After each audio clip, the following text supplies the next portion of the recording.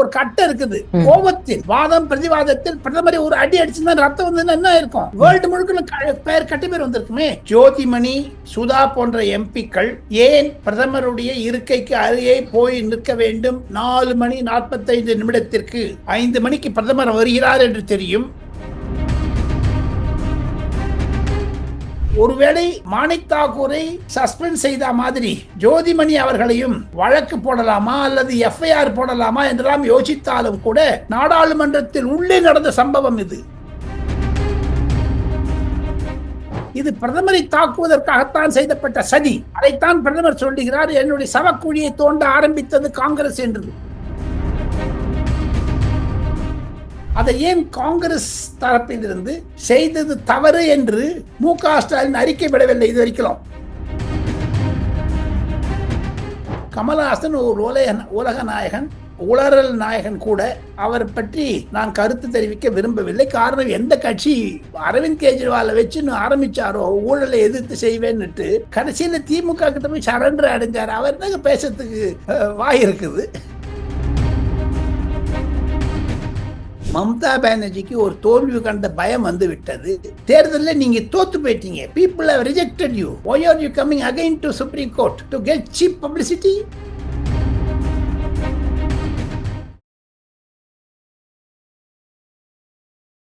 இளைய பாரத நேயர்களுக்கு வணக்கம். இன்னைக்கு நம்ம நேர்களில் நம்ம சிறப்பு விருந்தினர் மூத்த பத்திரிகையாளரான டெல்லி ராஜகோபாலன் சார் அவர்கள் தான். சார் வணக்கம் சார். நமஸ்காரம். நமஸ்காரம். நமஸ்காரம் சார், அதாவது இந்தியாவிலேயே ஃபர்ஸ்ட் டைம்ன்ற சொல்ற மாதிரி ஒரு ஸ்பீக்கர் வந்து ஒரு பிரைம் மினிஸ்டரை தாக்குறதுக்கு எதிர்கட்சியினர் தயாராகிட்டாங்க. அதனால பாராளுமன்றத்துல மோடி அவர்கள் நான் வர வேண்டானே நான் ஒரு எச்சரிக்கை கொடுத்தேன் அப்படின்ற மாதிரி ஓம் பிர்லா ஒரு குற்றச்சாட்டை வச்சிருக்காரு சார். இது எந்த அளவுக்கு உண்மை சார்? அதுவும் தமிழ்நாட்டை சேர்ந்த ஜோதிமணி, சுதா இந்த மாதிரி எம்பிக்கெல்லாம் தாக்குறதுக்கு தயாரானாங்க அப்படின்ற மாதிரி மிகப்பெரிய குற்றச்சாட்டை வச்சிருக்காரு சார். இளைய பாரத நேயர்களுக்கு ஒரு அதிர்ச்சிகரமான ஷாக்கிங் நியூஸ் என்ன என்று கேட்டால், ஜோதிமணி, சுதா போன்ற எம்பிக்கள் ஏன் பிரதமருடைய இருக்கைக்கு அருகே போய் நிற்க வேண்டும்? 4 மணி 45 நிமிடத்திற்கு 5 மணிக்கு பிரதமர் வருகிறார் என்று தெரியும். அதை தவிர மகாராஷ்டிரா எம்பி வர்ஷா கேக்வாட் போன்ற பல எம்பிக்களுடன் சேர்ந்து இதை ஒன்று திரட்டி ஒரு பெரிய பேனர் வச்சிருந்தாங்க. ஒரு 4 அடிக்கு 3 அடி ஒரு பெரிய பேனர். அந்த போட்டோலாம் நீங்க பார்க்கணுங்க விக்ரம். தமிழகத்தினுடைய 8 கோடி மக்கள் நரேந்திர மோடி மீது தாக்கல் அடிப்பதற்காகத்தானா ஜோதிமணி சுதாவையும் தேர்ந்தெடுத்தார்கள்? ஏற்கனவே தமிழகத்தில் ஸ்ரீபெரும்புதூரில் ராஜீவ் காந்தியை கொலை செய்த ஒரு தமிழ்நாட்டில் இருந்தது என்ற ஒரு அவப்பெயர் இருந்தது. இந்திரா காந்தி அம்மையாரை காவலாளியே கொலை செய்தார். அதே மாதிரி ஒரு எம்பி பிரதமர் நரேந்திர மோடி தாக்குதலுக்கு ஈடுபட்டு அதற்கு மீதாக பாஜக எம்பிக்கள் ஜோதிமணி அடிக்க வர இது ஒரு கலவரமாக்க நினைத்தாரோ என்று தான் உளவுத்துறை ரிப்போர்ட்டும் சில பாஜக எம்பிக்களும் சில மத்திய மந்திரிகளும் சபாநாயகர் ஓம் பிர்லாவிடம் தெரிவித்த பிறகு 4ஆம் தேதி இந்த சம்பவம் தவிர்க்கப்பட்டது. இல்லை என்றால் பிரதமர் கண்டிப்பாக அவருக்கு இரத்த காயம் ஏற்பட்டிருக்கும், அடிதடி நடந்திருக்கும். அந்த இளவிலே அவ்வளவு துரோகம் செய்தது தமிழக மக்களுக்கு தவிர இந்திய மக்களுக்கு. இந்த 2 தமிழ் பெண்மணிகளை கூட 8 அந்நிய மாநிலத்தை சேர்ந்தவர்கள் இருக்கிறார்கள் என்ற ஒரு துக்க செய்தியை சபாநாயகர் அறிவித்தார். இந்த சபாநாயகர் அறிவித்தது 5ஆம் தேதி அறிவித்தார். ஆனால் 4ஆம் தேதி இரவே தமிழக மக்களுக்கு நான் இளைய பாரதம் விக்ரம் மூலமாக சொல்லிக் கொள்வது, மனோஜ் திவாரி என்று சொல்லக்கூடிய ஈஸ்ட் டெல்லி எம்பி இந்த ஜோதிமணியை நகற்ற பார்த்தார். அஸ்வினி வைஷ்ணவ் மந்திரி பிரதமருடைய இருக்கைக்கு நடுவே இருந்தார். அவர்களுக்கு ஏற்கனவே தெரிந்து விட்டது. ஆனால் மனோஜ் திவாரி சொன்னது என்ன என்று கேட்டால், எந்த வேகத்தில் இவர்கள் வந்தார்களோ பிரதமர் உள்ளே வருவதை தடுத்தார்கள் என்று சொன்னார். பிரதமர் தன்னுடைய ஆபீஸ்லேருந்து இந்த லோக்சபா அந்த சேம்பருக்கு ஒரு 200 அடி டிஸ்டன்ஸ். பிரதமர் வருவதற்கு முன்னதாக எஸ்பிஜி, அதை தவிர எல் முருகன் போன்றவெல்லாம் கூட வருவாங்க. அவங்களாம் தயாரா பாதி தூரம் வந்துட்டாங்க. ஆனால் இதையெல்லாம் செய்தது வேண்டுமென்றே ஒரு ஒரு ஒரு நிலைப்பாட்டை வைத்துக் கொண்டு ஏன் இது மாதிரியான ஒரு தாக்குதலுக்கு முயற்சி செய்தார் ஜோதிமணி. ஒருவேளை மாணிக் தாக்கூரை சஸ்பெண்ட் செய்த மாதிரி ஜோதிமணி அவர்களையும் வழக்கு போடலாமா அல்லது எஃப்ஐஆர் போடலாமா என்றெல்லாம் யோசித்தாலும் கூட நாடாளுமன்றத்தில் உள்ளே நடந்த சம்பவம் இது. சபாநாயகர் தான் அதற்கு ஒரு ரெஸ்பான்சிபிலிட்டி, பொறுப்பு எடுக்க வேண்டும். அதனால ஏன் அவர் வாய மூடிட்டு இருக்காரு? இன்னும் 24 மணி நேரம் ஆன பிறகு கூட. தவிர எஸ்பிஜி என்பது பிரதமரை பாதுகாப்பதற்கு, சிஐஎஸ்எஃப் என்று பாராளுமன்றத்தை பாதுகாப்பதற்கு, இன்டெலிஜென்ஸ் பியூரோ என்றது உளவுத்துறை. எல்லாத்தையும் விட்டுட்டு நாடாளுமன்றத்துக்கு உள்ள வந்தீங்கன்னா போலீஸ்காரர் வர முடியாது விக்ரம். நீங்க அடித்தடி நடந்தா யார் தடுப்பாங்க வந்து? அதை தவிர இந்த பேனர் வச்சிருந்தாங்களே, ஒரு கட்டை இருக்குது, கோபத்தில் வாதம் பிரதிவாதத்தில் பிரதமரை ஒரு அடி அடிச்சிருந்தா ரத்தம் வந்து என்ன இருக்கும்? வேர்ல்டு முழுக்க பெயர் கட்டி பேர் வந்திருக்குமே. அதைத்தான் தவிர்த்தார் ஓம் பிர்லா. இதற்கு மேல் நான் சொல்ல தயாராக இல்லை. பல சம்பவங்கள் டெல்லி பத்திரிகையாளருக்கு தெரியும், எனக்கும் தெரியும்.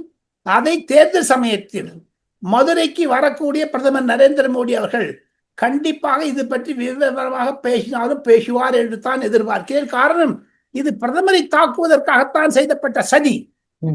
அதைத்தான் பிரதமர் சொல்லுகிறார், என்னுடைய சவக்குழியை தோண்ட ஆரம்பித்தது காங்கிரஸ் என்று. ஒன்னு சொல்லுங்க, ராஜ்யசபால எங்க பேச விட்டாங்க பிரைம் மினிஸ்டர்? லோக்சபால ஏன் சார் பேச விடல? தமிழக பத்திரிகையாளர்கள், குறிப்பாக நான் நேற்று புதிய தலைமுறை என்னுடன் தொடர்பு கொண்டார்கள். அப்போது தராசு ஷியாம் என்பவர் சொன்னார், ஓம் பிர்லா ராஜினாமா செய்ய வேண்டும் என்று. இவருக்கு என்னங்க தெரியும்? 45 வருஷம் நான் பாராளுமன்றத்தை கவர் பண்ணிருக்கேங்க. தராசு ஷியாமுக்கு என்னங்க தெரியும்? எப்படிங்க அவங்க ஜோதிமணி வந்து அடிக்கிறதுக்கு பார்த்தாரா தராசு ஷியாமு? தெரியுமா அவருக்கு பேக்ரவுண்டு? என்னவோ சென்னையில் உட்காந்து கதை அடிக்கிறாங்க கேஸ் மாஸ்டர். தவறு. தமிழக செய்தியாளர்களுக்கு புரிதல் வேண்டும், தமிழக ஊடகங்களுக்கும் புரிதல் வேண்டும். புதிய தலைமுறையும் சரி, தினத்தந்தி, நியூஸ் 18, நியூஸ் 7 போடுறது தமிழகத்திற்கு 8 கோடி மக்களுக்கு ஜோதிமணியை விட இந்த தமிழக ஊடகங்கள் தான் துரோகம் செய்கிறது. காரணம் என்ன என்று கேட்டால், தராசு ஷியாம் சொல்றாரு, அவர் என்ன பத்திரிக்காரு, எங்க இருந்தாலும் இருக்கட்டும், எல்லாத்தையும் பண்ணட்டும். But he cannot comment on Delhi. 45 வருஷம் தான் இருந்தேன் சார், அந்த பாராளுமன்ற விதி தெரிஞ்சவன் சார் நான். ஓம் பிர்லா செய்து தவறு, அவருக்கு எதுக்கு ராஜினாமா பண்ணணும்? இவர் உட்காந்து ஊதி விடலாமா? இவரு சபாநாயகர் அப்பாவை சொல்றதுக்கு இந்த ஷாமுக்கு துப்பு இல்லை, இவரு ஓம் பிர்லா சொல்றாரு.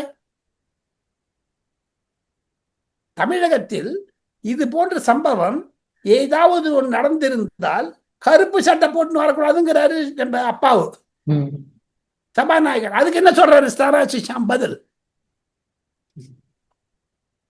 போய் சார் சார் அதே மாதிரி நேற்றுக்கு பார்லிமெண்டத்தில் வந்து நீங்க இருந்திருப்பீங்கன்னு நினைக்கிறேன் சார். மோடி அவர்கள் ஸ்பீச் பார்த்துருப்பீங்க. மோடி அவர்கள் எந்த மாதிரி விஷயங்களை முன்வைத்தாரு? இந்த சம்பந்தமான விஷயங்கள், தன்னை தாக்க போற மாதிரி விஷயங்களையும் முன்வைத்தாரா என்ன பார்லிமெண்டத்துல? பாராளுமன்றத்தில் அவர் ஆரம்பிக்கிறது முன்னதாக அனைத்து எதிர்கட்சி மெம்பர்கள் எல்லாரும் வெளிநடப்பு செய்வதற்கு முன்னாடி பிரதமர் ஒழிக ராகுல் காந்தியை பேச விடு, ராகுல் காந்தியை பேச விடு என்று சொன்னார்கள். அதற்குத்தான் சிபி ராதாகிருஷ்ணன் தலைவர், சபாநாயகர், அவைத் தலைவர் சொல்லிவிட்டாரு, அது வேற ஹவுஸ்ல நடந்த விஷயம். அது ராகுல் காந்தி சொன்னது லோக்சபா நடந்தது, அங்க நடப்பது இங்க. லோக்சபா ரூல் தனி, ராஜ்யசபா ரூல் தனி. இவங்க சொல்றாங்க ரெண்டு ஒண்ணு சேர்ந்தா பார்லிமெண்ட். அப்ப சரி, அப்ப ஏன் நீங்க வெளி நடப்பு செய்றீங்க? ராகுல் காந்தி உள்ள இருந்து கலெக்ட் பண்றாரு, அதுக்கு ஒண்ணு இல்லையா ஹவுஸ்? ஆக மொத்தம் பிரதமர் நரேந்திர மோடி தன்னுடைய அரசாங்கத்தினுடைய சாதனைகளையும் எப்படி தான் ஏழ்மையாளர்களை எல்லாம் முன்ன கொண்டு வந்தோம் என்றெல்லாம் வர்ணித்தார். பேசி முடிக்கும் சமயத்தில் எனக்கு சவக்குழி தோண்டுவதாக ராகுல் காந்தி சொல்லி இருக்கிறார். அதாவது என்று அந்த சம்பவம் நடந்ததோ, சர்தார் பிட்டு என்று சொல்லக்கூடிய மத்திய மந்திரியை துரோகி என்று சொன்னார், தேச துரோகி என்று. அதையும் குறிப்பிட்டார், தன்னதையும் குறிப்பிட்டார். போதாத குறைக்கு அஸ்ஸாமில் இருக்கக்கூடிய பூபேந்திர ஹசாரிகா என்று பாடக்கூடியவருடைய பாரத ரத்னா நாங்கள் கொடுத்ததை கிண்டல் செய்கிறார்கள் என்று அதையும் சொன்னார். இந்திரா காந்தி வந்து பிரதமர் நேரு இந்திரா காந்திக்கு ஒரு கடிதம் எழுதினாராம், 35,000 பேர் இருந்தால்தான் இந்த மாதிரி ஒரு பர்பாத் என்னன்னு நாடு அழிந்து போகிறது என்று. அதைத்தான் பிரதமர் சொன்னார். இந்த 35,000 பேர் இந்தியர்கள். 1947 இந்தியாவினுடைய ஜனத்தொகை 35 கோடி. ஆனா பிரதமர் இந்திரா காந்தி ஆன பிறகு அந்த 54 கோடி ஆகிவிட்டது என்றெல்லாம் வர்ணித்த மோடி, எப்படி காங்கிரஸ் பிரதமர் நேருவாக இருந்தாலும் சரி, பிரதமர் இந்திரா காந்தியாக இருந்தாலும் சரி, இந்தியர்களுக்கு விரோதம் செய்தார்கள் என்பதை வர்ணித்து காண்பித்தார். அவருடைய அழகான இந்தியில் பேசியது. கண்டிப்பாக அவர் சொன்னது இன்னொரு முக்கியமான பாயிண்ட் என்னன்னு கேட்டீங்கன்னா, குஜராத்ல இருந்து ஒரு காந்திங்கிற பேரில் திருடில் போயிட்டாங்க, சோரி கர்தியா அப்படின்னு சொல்றாரு. இவங்க சோனியா மிலோனி கியாலி அந்த மாதிரி தானே பேர் இருந்தது, எப்படி காந்தி வந்தது? அதுல இந்த காந்திக்கு மகாத்மா காந்திக்கு சம்பந்தம் உண்டா அப்படி என்பதை விவாதித்தார்.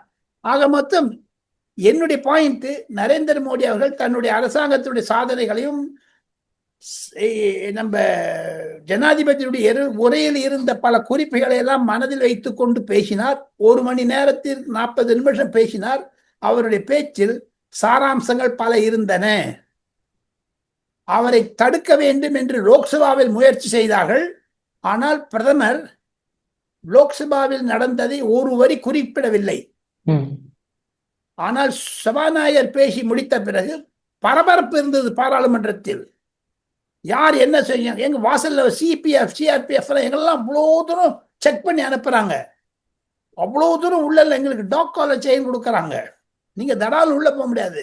இந்த கண் விழி போட்டோ எடுத்தாங்க, இந்த கை விரல் போட்டோ எடுத்தாங்க. இவ்வளவு பாதுகாப்பு இருக்கக்கூடிய பிரதமரை பாதுகாப்பு ஏற்கனவே பாராளுமன்றம் அட்டாக் பண்ணியிருக்காங்க. பாராளுமன்றத்தில் உள்ள குதிக்கிறவன் நிறைய பேர் இருக்காங்க. அதையெல்லாம் மீறிவிட்டு தமிழகத்தில் இருந்து வந்த 2 பெண்மணிகள் ஏன் என் மீது தாக்க வந்தார்கள் என்பதை நரேந்திர மோடி மறைமுகமாக ராஜ்யசபாவில் குறிப்பிட்டார். நம்ம அடுத்த சப்ஜெக்ட் போறோம். எங்க திமுக மு.க. ஸ்டாலினுக்கு சொல்லணும், காங்கிரஸ் எம்பிக்கெல்லாம் அடிக்கிறதுக்கு மு.க. ஸ்டாலின் என்ன கருத்து சொல்லவே இல்லையே. அவரு பிரதமர் மீது தாக்குதல் நடக்க போட இருந்ததை நான் தவிர்த்தேன் என்று சபாநாயகர் சொல்றார். அதை ஏன் காங்கிரஸ் தரப்பில் இருந்து செய்தது தவறு என்று மு.க. ஸ்டாலின் அறிக்கை விடவில்லை இது வரைக்கும். சார், கமலஹாசன் அவருடைய முதல் ஸ்பீச் சார் பாராளுமன்றத்தில், அதாவது ரொம்ப கம்பீரமான ஒரு ஸ்பீச்சை கொடுத்திருக்காரு. அதுவும் இல்லாம நிர்மலா சீதாராமனை கோட் பண்ணி தமிழ் பிச்சை எடுக்க உதவாதா அப்படின்ற மாதிரி ஒரு வாதத்தை வச்சிருக்காரு சார். நிர்மலா சீதாராமன் பதில் சொல்லிவிட்டார். கமலஹாசனை யாருமே இனிமேல் அவர் பேச விட மாட்டாங்க. ஏன்னா அவர் இண்டிபெண்டன்ட், ஒரே ஒரு மெம்பர் கட்சி, அவர் மக்கள் நீதி மய்யத்துக்கு ஒரே ஒரு எம்பி. அதனால ஏதோ மெய்டன் ஸ்பீச் சொன்னால் அது லாஸ்ட் ஸ்பீச்சா தான் இருக்கும். கமலஹாசன் ஒரு உலக நாயகன், உளறல் நாயகன் கூட. அவர் பற்றி நான் கருத்து தெரிவிக்க விரும்பவில்லை. காரணம், எந்த கட்சி அரவிந்த் கெஜ்ரிவாலை வச்சு ஆரம்பிச்சாரோ ஊழலை எதிர்த்து செய்வேன்னுட்டு, கடைசியில திமுக கிட்ட போய் சரண்டர் அடைஞ்சாரு. அவர் தாங்க பேசுறதுக்கு வாய் இருக்குது. கடந்து போக வேண்டியது நல்லது. கமல்ஹாசனுக்கு எல்லாம் இம்பார்ட்டன்ஸ் கொடுக்காதீங்க. அவர் வளருவாயன். சார், அதே மாதிரி இப்போ தமிழ்நாட்டில் பார்த்தோம் அப்படின்னா, இப்ப அண்ணாமலை அவர்கள் தன்னுடைய பொறுப்புல இருந்து திடீர்னு விலகி போனதுனால அண்ணாமலை அவர்களுக்கும் நயினார் நாகரன் அவர்களுக்கும் ஏதாவது பிரச்சனை இருக்கா அப்படின்ற மாதிரி எல்லா ஊடகங்களும் திரித்து பேச ஆரம்பிக்கிறாங்களே சார். அது திராவிட முன்னேற்ற கழகத்தினுடைய IT wing, Congress IT wing சொல்லுவது கண்டிப்பாக ஒரு கண்டனத்துக்குரியது. காரணம், வேண்டுமென்றே இதை திசை திருப்பி விடுகிறார்கள். பிரதமர் நரேந்திர மோடி எதிரேயே எடப்பாடி பழனிசாமி அண்ணாமலையுடைய பெயரை சொன்னார். நயினார் நாகேந்திரன் நேற்று கூட விளக்கம் தெரிவித்திருக்கிறார். எல்லாத்த தவிர நான் ஒரு சின்ன விஷயங்க, நம்ம அண்ணாமலையுடைய தகப்பனாருக்கு உடல்நிலை சரியில்லை என்று அவரே சொல்லியிருக்கிறார் நிருபர் கூட்டத்தில். அந்த பெரியவருடைய உடல்நிலை சீக்கிரம் குணமாக எல்லாம் வல்ல இறைவனை பிரார்த்தித்துக் கொள்வதுதான் உச்சிதம். அண்ணாமலை கண்டிப்பாக பாஜகவில் தொடருவார். மத்திய பாஜகவில் ஒரு மாபெரும் பதவி தர இருக்கிறார்கள். இப்பொழுதுதான் நிதின் நபீன் வந்திருக்கிறார். அவர் மற்ற அதிகாரிகளை போடவில்லை, இவரும் இடம்பெறுவார். நயினார் நாகேந்திரன் அவருக்கும் ஒன்றும் உரசல் இருப்பதாக எனக்கு தெரியலீங்க பிஜேபி மூலமாக. ஏன்னா அருண் சிங், தருண் சுக், போன்றவர்களை எல்லாம் நான் தொடர்பு கொண்டிருக்கிறேன். அவர்கள் சொல்லுவதன் மூலமாக அண்ணாமலைக்கு மீது ஒரு விதமான ஒரு நைனா நாகேந்திரனுக்கு அவருக்கும் உரசல் இல்லை என்பதுதான் நான் கண்டுபிடித்தேன். சார், அதே மாதிரி இப்போ நீங்க சொல்லியிருந்தீங்க காங்கிரஸ் வந்து விஜயோட வந்து பேச்சுவார்த்தை நடத்திக்கிட்டு இருக்காங்க அப்படின்ற மாதிரி. இப்ப அந்த எந்த நிலைமையில இருக்கு சார்? அது ராகுல் காந்திக்கு வந்து ஸ்டாலினை பிடிக்கலைங்க. இன் பிரின்சிபல் ஓ,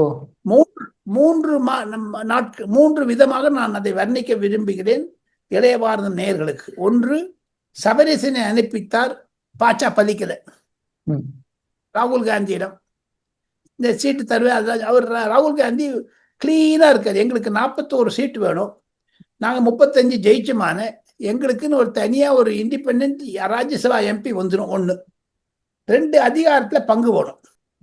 இனி கொடுத்தா கூட இல்லாம நாங்க விஜய் பக்கம் போறோம்னு பிளாக்மெயில் பண்றாங்க ராகுல் காந்தி ஸ்டாலினை. ஸ்டாலினுடைய முதுகுல குத்துறாரு ராகுல் காந்தி அரசியல் ரீதியாக. அதை ராஜாவிடம் தெரிவித்து விட்டார் நீலகிரியில். 2வது சம்பவம். ராஜா சொன்னா நான் ஸ்டாலினோட பேசிட்டு சொல்றேன்னு. ஸ்டாலினோட பேசிட்டு அதிகாரபூர்வமா சொல்லிவிட்டால் நாங்கள் போஸ்ட் எலெக்ஷன் நாங்க அகாமடேட் பண்ண மாட்டோம், நோ மினிஸ்ட்ரி ஃபார் காங்கிரஸ் சொல்லிட்டாரு. அதுக்கப்புறம் 3வது முறையாக டெல்லிக்கு அனுப்பி வைத்தார் கனிமொழியை. அதுவும் ஃபெயில். ஆக 3 ஃபெயில் ஆயிடுச்சு விக்ரம். இன்னும் என்ன வேணும்? இதெல்லாம் தமிழ் ஊடகம் பேச மாட்டாளா? இதெல்லாம் தராசு சாம் வரைக்கும் ரியாக்ட் பண்ண மாட்டாரா? சொல்லுங்க. தமிழக ஊடகம் என்பது நல்ல வேளை சோசியல் மீடியா வந்தது. இல்லை அப்படின்னா இந்த தமிழக ஊடகத்தை நம்பி அது தவறான பத்திரிகை தத்துவம் என்று தான் நான் புரிகிறேன். நான் ஒரு பத்திரிகாரனை பற்றி நான் பேசக்கூடாது, ஏன்னா நானும் ஒரு பத்திரிகாரன். ஆனால் நீங்க சொன்ன மாதிரி நம்ம விளக்கமா நம்ம சொல்றோம். இந்த டெல்லியில ஸ்டாலினுடைய தங்கை கனிமொழி ராகுல் காந்தி சந்தித்த பிறகு அவருடைய உறவில் பிரிசல் வந்துவிட்டது. மாணிக் தாக்கூரை சஸ்பெண்ட் செய்த பொழுது ஏன் திராவிட முன்னேற்ற கழக தலைவர்கள் அதற்கு அனுதாபம் தெரிவிக்கும் வரையில் எதிர்த்து பேசவில்லை, வாய மூடி நின்றாங்க. மாணிக் தாக்கூரை உண்ணாவிரதம் இருக்க மாதிரி வெளில உட்கார்ந்தாரு, அது ஏன் போய் பார்க்கல அவங்கள? திருவாவூர் ஏன் பார்க்கல? துரை வைகோ ஏன் பார்க்கல? கம்யூனிஸ்ட் கட்சி வெங்கடேசன் இருக்காரு, அந்த சிபி எம்பி போய் பார்க்கல. வெங்கடேசன் சஸ்பெண்ட் பண்ணிருக்காங்க. வெங்கடேசன் சஸ்பெண்ட் பண்ணும்போது வாசல்ல நிக்கிறாரு. அவர் கையில ஒரு பொழுது அதுல அந்த பழனி ஆண்டவர் மாதிரி கையில ஒரு கோமணத்தோடு அப்படியே நிக்கிறாரு. அப்படியே அவர் ஏன் போய் பார்க்கல? திமுக எம்பிக்கள் உறவுதான் கையங்க பார்க்கல. ஆக மொத்தம் மாணிக் தாக்கூருக்கும் திராவிட முன்னேற்ற கழக எம்பிக்களுக்குமே கசப்பு இருக்கிறது. அவர்கள் பேசுவது கிடையாது, நாடாளுமன்றத்தில் பார்த்து பேசுவது கிடையாது. அந்த உறவு அப்படி இருக்கும் பொழுது என்னுடைய மனதில் இன்னும் ஓரிரு நாட்களில் காங்கிரஸ் தன்னுடைய நிலைப்பாட்டை ஓப்பனாக சொல்லுவார்கள் என்று தான் நான் எதிர்பார்க்கிறேன் விக்ரம். Okay sir. சார், அதே மாதிரி இப்போ பார்லிமெண்ட்ல வந்து ராகுல் காந்தி வந்து ஏதோ ஒரு மிலிட்ரி ஆஃபீஸர் எழுதின புக்கை எடுத்துட்டு, அதாவது நீங்க வந்து மிலிட்ரிக்கு ஃப்ரீ ஹேண்ட் நீங்க கொடுக்கவே இல்லை அப்படின்ற மாதிரி ஒரு மிகப்பெரிய குற்றச்சாட்டு வச்சிருந்தாரு சார். என்ன பேக்ரவுண்ட்ல சார் அது? அது நாராவணேங்கிறவரு, முகுந்த் நாராவணேன்னு சீஃப் ஆஃப் ஆர்மி ஸ்டாஃபா இருந்தாருங்க கல்வான் வேலி 2020. அவர் ஒரு புஸ்தகம் எழுதியிருக்காரு. அந்த புஸ்தகம் இன்னும் அனுமதிக்கப்படவில்லை அரசாங்கத்தால். எந்த ஒரு சீனியர் ஆபீசர் இருந்தாலும் ஓய்வு பெறுவதற்கு 2 வருடங்கள் கழித்து அவங்க புத்தகம் எழுதலாம், தனியார் துறையில் போய் சேரலாம் என்ற ரூல் இருக்கிறது. 2 வருடங்கள் கழித்து அவர் புத்தகம் எழுதினார். பென்குயின் என்ற புத்தகத்திற்கு புத்தக கம்பெனிக்கு அந்த ஸ்கிரிப்டை கொடுத்துட்டார். அவர் பணத்தை வாங்கிட்டார். புக்கு பிரிண்ட் பண்ணல, ஏன்னா அது வந்து கவர்மெண்ட் ஒன்றும் அப்ரூவ் பண்ணல. அந்த கவர்மெண்ட்டுடைய பாலிசி என்னன்னு, நம்ம இந்தியாவுடைய பாதுகாப்பிற்கு எதிராக யாரா இருந்தாலும் எழுதக்கூடாது என்பது இருக்கிறது. அந்த டேர்ம்ஸ் அண்ட் கண்டிஷன்ஸ் எல்லாம் கைத்து போட்டு கொடுத்த அப்புறம் பென்குயின் கவர்மெண்ட்டுக்கும் பென்குயின் கம்பெனிக்கும் இடையே இருக்கக்கூடிய தகராறு. ஆனால் அந்த புக்கு ரிலீஸ் பண்ணவே இல்லை, இன்னும் பிரிண்ட் ஆகவே இல்லை. ஆன்லைன்ல வந்துருச்சு சில போர்ஷன். நீங்க சப்ஸ்கிரிப்ஷன் பண்ணீங்கன்னா அதுக்கு ஒன்றும் பேஜ் தருவாங்க. அது அயல் நாட்டில் விற்கிறது. எப்போ ராஜ்நாத் சிங் அந்த சொன்ன உடனே மத்திய அரசாங்கம் இந்த புத்தகத்திற்கு அனுமதி தரவில்லை என்று எழுந்து சொன்னார். இப்போ உதாரணத்துக்கு சொல்றேன், திருப்புகழ் என்று ஐஏஎஸ் ஆபீசர் இருக்கிறார். அவர் சில புத்தகங்கள்லாம் எழுதிடுறாரு. அவருடைய பிரதர் கூட ஐஏஎஸ் ஆஃபீஸர் சீஃப் செக்ரட்டரியா இருந்தார். அவர் 2 பேரும் புக்கு எதிர ஸ்டாலினுக்கு எதிரன்னா எழுத முடிவாங்களா? தமிழக அரசாங்கம் அதற்கு பர்மிஷன் கொடுக்கணும். எந்த ஐஏஎஸ் ஐபிஎஸ் ஆஃபீஸர் புத்தகம் எழுதினாலும் அந்தந்த அரசாங்கம் அனுமதி தர வேண்டும். சில ரகசியங்கள்லாம் அவங்க பயில் மூலம் எழுதியிருப்பாங்க, அதெல்லாம் சொல்லக்கூடாது. அதைத்தான் இந்த நாராயண சொல்லி இருக்கிறார். அதைத்தான் ராகுல் காந்தி பேச எழுத ஆரம்பித்தார். ஃபர்ஸ்ட் ஆஃப் ஆல், ஜனாதிபதியினுடைய நன்றி உரை தெரிவிப்பதற்கு முன்னதாக இதையெல்லாம் பேசுவது எதற்காக என்று அமித்ஷா எழுந்து கேட்டார். பரபரப்பான சூழ்நிலை. ராகுல் காந்தி என்னமோ நினைச்சிருந்தார், நானும் டிஷர்ட் போடுங்க நீ டிஷர்ட் போடுற மாதிரி இப்படிலாம் பண்ணி நாடகத்தை நடிக்கிறாரு. அவருக்கு பாராளுமன்றத்தில் குறைந்தது 20 வருடங்கள் அவர் எம்பியா இருந்த போதும் கூட வேண்டுமென்றே நரேந்திர மோடி மீது சேரை வாட்டி வீசி எடுக்க வேண்டும், கீச்சட் பெங்கனாக, அதாவது த்ரோ மட் அட் ஹிம் எல்லாம் சொல்லிட்டு இருக்காங்க. புஸ்தகத்தை ஒன்றும் பப்ளிஷ் பண்ண விடலை. அதுலேருந்து கோட் பண்ண கூட உடனே மாத்திட்டாரு தன்னை. ராகுல் காந்தி கேரவான் புக்கில் வந்திருக்கு, அதை நான் படிக்கிறேன்னு ஆத்தென்டிகேட் பண்றேங்கிறார். ஒரு பத்திரிகையில வந்த செய்தியை எப்போ சபாநாயகர் அப்பாவு கூட மறுக்கிறாரோ அதே மாதிரி லோக்சபா ஸ்பீக்கர் ஓம் பிர்லா மறுத்தார், வாண்டான்னுட்டு. தொடர்ந்து சொன்ன வந்து கலட்டாச்சு. அன்னைக்கு சாயங்காலமே நிஷிகாந்த் துபேங்கிறவர் வந்து 8 புக் எடுத்துன்னு வந்துட்டார் பார்லிமெண்ட் உள்ள. எல்லாமே ராகுல் காந்தி, சோனியா காந்தி, பிரியங்கா காந்தி, சஞ்சய் காந்தி, ராபர்ட் வாட்ரா அவங்க பத்தி எல்லாம் புக்கை தவிர எப்படி நேரு வந்து லார்ட் மவுண்ட் பேட்டன் மனைவியுடன் கள்ள காதல் வைத்திருந்தார், உறவு வைத்திருந்தார் என்பதெல்லாம் சொல்லிட்டார். அது ஒரு பெரிய கலட்டாயிடுச்சு. அவர் தான் அடிக்க போனாங்க இந்த ஜோதி அம்மா. அவர் காலரை பிடிச்சி இப்படி இருக்கணும்னு பார்த்தாங்க, அதில் நடக்கிற. இந்த அம்மா வந்து கொஞ்சம் அர்பன் நக்சல்னு சொல்றாங்க. பிஜேபி காரங்கள்லாம் இந்த அம்மா ஒரு அர்பன் நக்சல்னு சொல்றாங்க. அந்த நிஷிகாந்த் துபேக்கு பல எம்பிக்கள் பாதுகாப்பு தந்தார்கள். இல்லைன்னா அந்த நிஷிகாந்த் துபே பலார்னு அடிச்சிருப்பாங்க பார்லிமெண்ட் உள்ளே இந்த அம்மா. இதுதான் பின்னணி. Okay sir. சார் கடைசியாக ஒரே ஒரு கேள்வி சார், பிரீஃபா சார். அதாவது நம்ம மம்தா பானர்ஜி அவர்கள் கோர்ட்டுக்குள்ளேயே போய் அவங்க வாதாடி சென்ட்ரல் கவர்மெண்ட் மேல குற்றச்சாட்டு வைக்கிறாங்களே சார், என்ன சார் அது பேக்ரவுண்டு? கோர்ட் ஒண்ணுமே சொல்லலீங்களே. கோர்ட் வந்து நாங்க உங்களுடைய வக்கீல் சொல்றதை கேட்டுக்கலாம்னு சொல்லிட்டாரு. அதை தவிர மம்தா பானர்ஜிக்கு ஒரு தோல்வி கண்ட பயம் வந்து விட்டது. எஸ்ஐஆர் மூலமாக 1 கோடி பேர்களை எடுத்தார்கள்.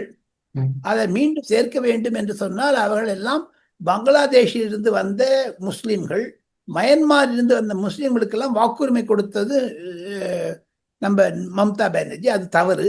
அதையெல்லாம் டெலிட் பண்ணிட்டாங்க, எடுத்துட்டாங்க எலெக்ஷன் கமிஷன் எஸ்ஐஆர் மூலமா. அந்த அம்மாவுக்கு கோபம். யாருன்னா நேர போய் நின்று, இப்ப சுப்பிரமணிய சாமி வழக்கறிஞர் இல்லை, அவர் போய் தானே வழக்காடுறாரு. Is not advocate. அங்க சுப்ரீம் கோர்ட்ல நீங்க கேஸ் போட்டீங்கன்னா விக்ரம் போட்டு நேர போய் நின்று பேசலாம், ஆனா வக்கீல் மூலமா பேசலாம். சுப்ரீம் கோர்ட்ல சொல்லிட்டா வக்கீல் மூலமா வந்துட்டு 2 நாள் இந்த சார் அத்தோடு போயிட்டாங்க அந்த அம்மா. ஆனால் அம்மையார் மம்தா பானர்ஜி வந்த பிறகு எனக்கு ஒரே ஒரு கேள்வி. நீட் விஷயத்திலையும் சிரிக்காதீங்க, எதுக்கு சிரிக்கிறீங்க? சொல்லுங்க சார். நீட் விஷயத்திலையும், முல்லை பெரியார் விஷயத்திலையும், மேகதாது விஷயத்திலையும் சுப்ரீம் கோர்ட் முன்னாடி மு.க. ஸ்டாலின் இருந்து வாதாடுவாரா? முடியாது. அவர் பேசுவாரு, தமிழ்ல பேசுவார், தமிழ் வழக்கில இருந்தா பேசுவாங்க. பட் அது மாதிரி தெரியும். இப்போ பின்னாரி விஜயம் வந்து சபரிமலானுடைய இருக்கக்கூடிய கோல்டன் தெஃப்ட் நடந்தது, தங்க திருட்டு, அதை பத்தி எஸ்ஐடி போட்டிருக்காங்க. அதை பத்தி பின்னாரி விஜயம் வந்து நிற்பாரா?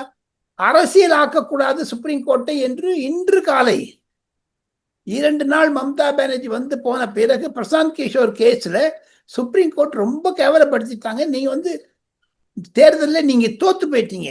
People have rejected you. why are you coming again to supreme court to get cheap publicity அப்படின்னு மம்தா பானர்ஜி மேல இருக்கிற கோபத்தை பிரசாந்த் கிஷோர் மேல காமிச்சாங்க நீ சுப்ரீம் கோர்ட்ல. இது அரசியல் ஆக்குவது. இப்போ இந்த கபில் சிபல், பி சிதம்பரம், அபிஷேக் மனு சிங்கி இவங்கெல்லாம் சுப்ரீம் கோர்ட்ல ஒரு விதமா பேசுவாங்க, லோக்சபால வந்து ராஜ்யசபால வந்து விதமா பேசுவாங்க. அந்த மாதிரி ஸ்டைல அடாப்ட் பண்ணாங்க. யாரு? மம்தா பானர்ஜி. நடக்கல. ப சிதம்பரம் வந்து நிதி அமைச்சரா இருந்தாரு. அவர் அது ஓய்வு பெற்ற பிறகு வக்கீல் ஆயிட்டாரு. நிதி அமைச்சரா போய் சுப்ரீம் கோர்ட்ல ஆதார முடியுமோ? ம். நீங்க சுப்ரீம் கோர்ட் நீதிபதி எப்படி வந்து நடுநிலைமையா இருக்கணுமோ அதே மாதிரி மந்திரி நடுநிலைமையா இருக்கணும். ம். மம்தா பானர்ஜி நடுநிலைமையா இருக்கணும். மம்தா பானர்ஜி செய்வது தவறு. வரக்கூடிய சீஃப் மினிஸ்டர்ஸ்க்கு இது மாதிரியான ஒரு தவறான ஒரு வழிபாதையை மம்தா பானர்ஜி செய்து கொடுத்தால், காரணம் அவர் தோத்து போயிடுவோங்கிற ஒரு பயத்தினால தான் செய்கிறார் என்று டெல்லியில் பல வழக்கறிஞர்கள் கூடுகிறார்கள். Vikram, okay sir. சார் உங்க அற்புதமான கருத்துக்களை இளையபானோட உட்கார்ந்ததற்கு மிக்க நன்றி சார். இன்றைய விவாதம் காரசாரமாக இருந்தது. நான் பத்திரிகையாளன் என்ற முறையில் உணர்ச்சி வசப்பட்டாலும் 75 வயதானாலும் எனக்கு இளைய பாரதம், விக்ரம், கோபிநாத் போன்ற இளைஞர்களை ஊக்குவிக்க வேண்டும் என்ற ஒரே ஒரு எண்ணத்துடன் தான் நான் பேசினேன். கோபப்பட்டிருந்தால் மன்னிக்கவும் Vikram. Thank you sir. No problem sir. ம்.